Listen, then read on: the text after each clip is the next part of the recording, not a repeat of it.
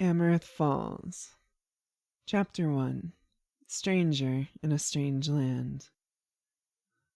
I awoke to an unfamiliar ceiling and cursed. I suppose I may have simply deluded myself. I had hoped, with the amount of effort I put into my original disappearance, that they wouldn't find me. After all, I had spent over a year planning it out. Naturally, I'd start by faking my death in a spectacular, yet admittedly inordinate fashion by blowing up my ship, the Isekai. By the time the first recordings surfaced on every form of media imaginable, I was in for plastic surgery, the kind that every girl in the solar system indulged in. Well, every girl other than me. I suppose losing your own ugly, scarred mug isn't the end of the world. But damn it, it was almost worse than destroying the Issaka. My pride and joy. Oh. Not to mention the prize of collection of scars, and they were like my accumulated trophies from tromping around the system. Losing them. I really thought it had worked, too. An entire year with her, of sleeping in the same place every night, of stability, not having to check door seals for any flaw where a little cloud of death could slip in. I was positive that my efforts were flawless, that total displacement of body, prints, and IDs would have let me slink out of the field undetected. But nobody ever did. I was no exception. Especially with my stacks of debts and favors I'd built up over the years. I knew I'd never truly pay them back. So I savored every day with her, drinking it in. The soporific job I held in a bottom alley ramen bar was just fine when I went home to her. I guess I knew one day I was going to lose it all. Hell, it only took them, a year and some change to find me? Whomever they were most certainly well funded. The list of those who wanted me in one piece as well as having enough money to capture me wasn't very long. Let's see. Could have been the House of Aphrodite, the Yakuza, or maybe the Martian mob. Any one of whom could have done it. But this didn't really strike me as their style, since I'd woken up with my own mind and body intact. Well, at least on cursory inspection. I started to get a bearing on my cage. From the moment I woke, I noticed a pungent, floral scent in the room. The slick coolness of the sheets was odd. Were they latex? The room's layout was simple, while its furnishings were quite the opposite. Expensive marbled white walls, Venetian quartz flooring with streaks of luminescence throughout. A large velvety white rug and pastel pink curtains covered a floor-to-ceiling window. The overall style seemed reminiscent of a casino's high roller room. The door was opposite the window, made of crafted chestnut, the grains flitted with gold. It was definitely airtight, though, on closer inspection. Hidden seals and actuators making it clear I was trapped behind an airlock without access to the controls. I was almost certain that I wasn't on Mars or Earth, since they had breathable atmospheres. One wall seemed to be concealed storage. Well, I suppose if death was on the menu today, I wouldn't take it lying down. So I stood up and began to walk around. Walked over to the window. An itching feeling told me that I was going to hate the view outside.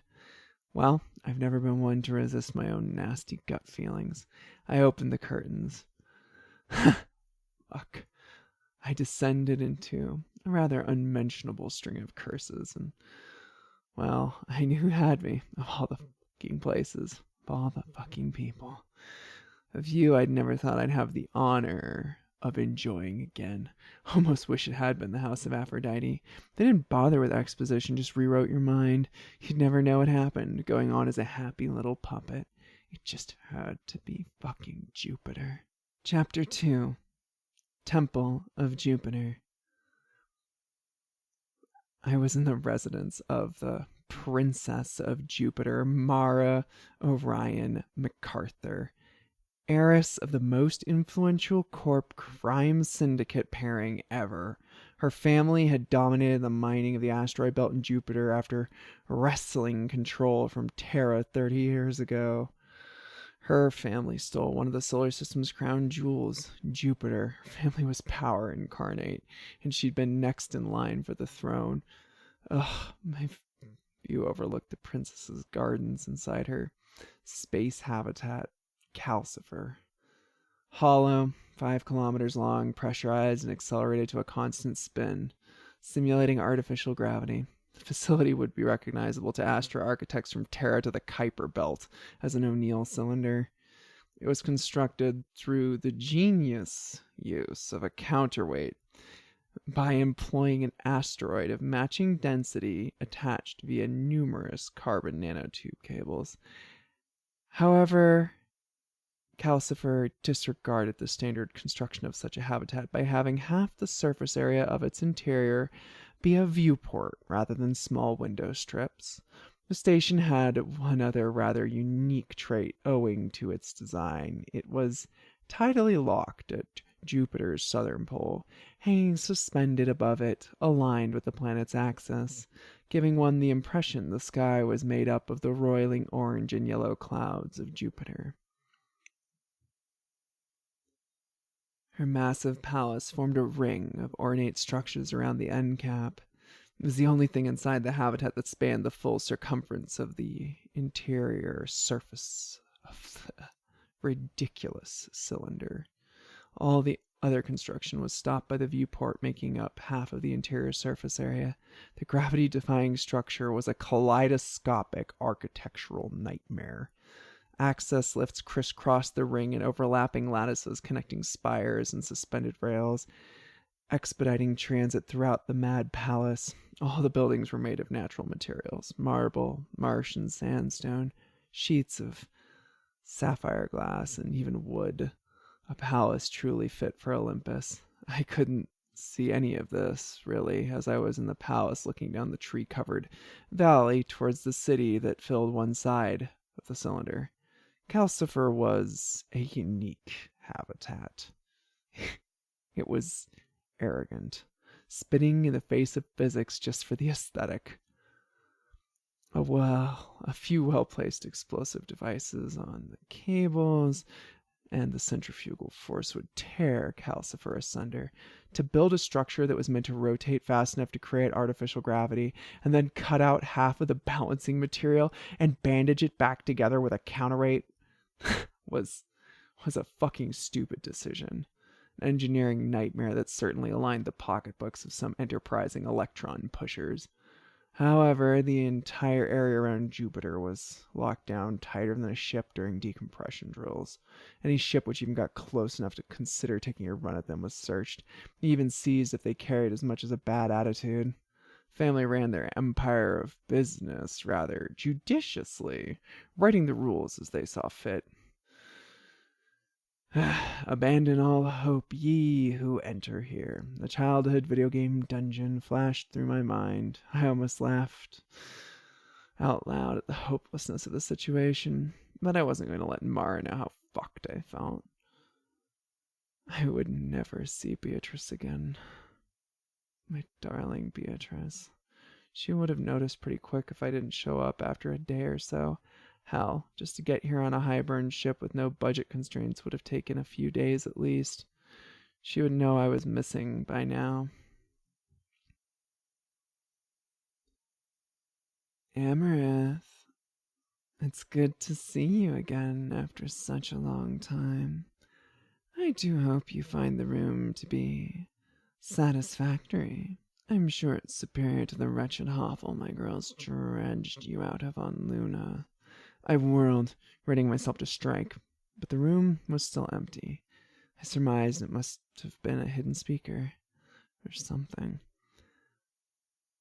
Shouldn't I be dead, Mara? Because I'm pretty fucking sure that's what you said last time I saw you. A soft sigh whispered through the room. I suppose I've grown fond of you, Amareth. I scoffed. You have always been an exhilarating thorn, a most notable little problem. I can't resist a lady who has the gumption to assassinate my brother. You did save me the trouble after all, even if it was rather untimely.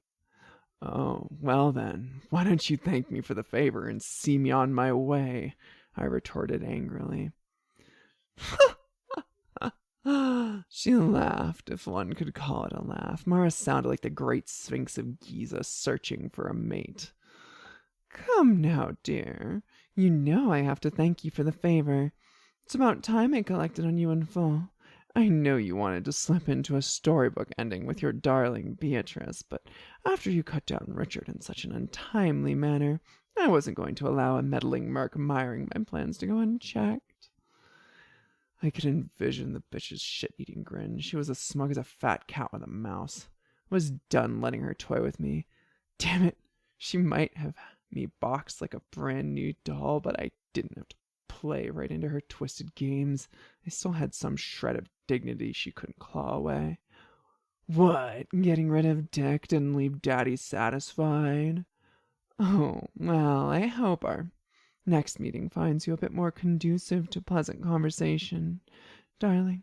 But as I'm sure you know, I'm an inordinately busy woman, and I must attend to my business. Can't be letting a toy rule my schedule, dear. I am not. Before I could retort, she cut me off. I'll leave you in the care of my pet AI, Sylphie. With a faint click, she was gone. Damn that bitch. Damn her self-inflated ego. She appalled me. It was at that moment that I noticed something small flitting into my view, a slight, ghostly figure about 9 inches tall, looking for all the world a cute, impish girl with a cherubic smile, adorned with, of all the things, iridescent fairy wings. She wore a pink and white jumper skirt paired with, like, a frilled blouse, stainy little pink flats secured with ankle straps to her stockinged feet. Oh no. I'd heard of Augment AI. Some people had simple ones planted for management and scheduling. Just thinking about what you needed and they would make it happen. I had always avoided them, just couldn't stand the idea of sharing my brain with a digital secretary, having your thoughts read by a frelling AI. No thanks. She spoke whilst pouting. No, miss, that's not a very nice thing to think about me. I haven't even gotten the chance to introduce myself. Her voice was obsequious, the perfect servant. I'm Sylphie, and I'm here to introduce you into the mistress's household. This was a bad day. A horrid day. In a lilting tone, she replied to my thoughts. Come now, Amareth. Just give me a chance. I'll help you see. This won't be tough for you or me. She flitted up to my eye level. You're the opposite of helpful. You're intrusive. To hell with this. I tried every command to my Augs in short succession. Not even my final oral option worked as I bit down on my tooth. Silly. You know Mistress wouldn't leave any chance of harm coming to her newest acquisition, said Sylphie. I knew she wouldn't. I wished they'd missed my final friend. I'd hoped that such a low-tech poisoned tooth might have been missed. I'd rather be dead than Mara's property. Sylphie tutted. I think you'll come to appreciate your new status over death, Amareth. What is my status? Prisoner? Hostage? Slave? I asked. The little avatar spun up into the air, seeming about to burst with joy. Sylphie continued her aerial antics, laughing. Silly girl, you're to become a maid for my mistress. She somehow managed to sound increasingly cloying every time she spoke. I puffed up as best I could, speaking with resolve. I won't serve her. You're going to have to kill me or turn me into a pup woman. Sylphie didn't seem even remotely surprised, instead pulling out a small wand and tapping the air in front of her, where she hovered. A screen burst forth from the spark of light hovering into my view. Incensed by what the scene displayed in front of me, I had to hold back the urge to just scream into her face. You. If that feed is real, I'll delete your fucking source code and kill your mistress for this. If you so much as fucking lay a hand on her. For the first time, I felt truly helpless as my last hope for at least Beatrice being safe died. Sylphie suppressed a titter and then said, Silly Amareth, you know you're not in charge and you can do nothing. So if you want her to continue, life still intact and unbothered, you will comply with Mistress's orders. Dirty, filthy, nasty, immoral, and abjectly criminal. In my day, I had done them all to survive. I'd never even taken life without remorse, and yet somehow this was different. I had never taken someone's family as a hostage. Her voice cut into my guilty recollection. She said, "Yes, you have done some rather regretful things, haven't you? Nasty work, wasn't it, Amareth? You should be grateful, as Mistress has never been kind to former adversaries. You're the first one to have a choice in their survival." It was most uncharacteristic for an AI to waste time with unneeded banter. "Enough. You must dress and ready yourself for Mistress. I will guide you through as you finish your augmentation." My heart stopped. What had they done to my body?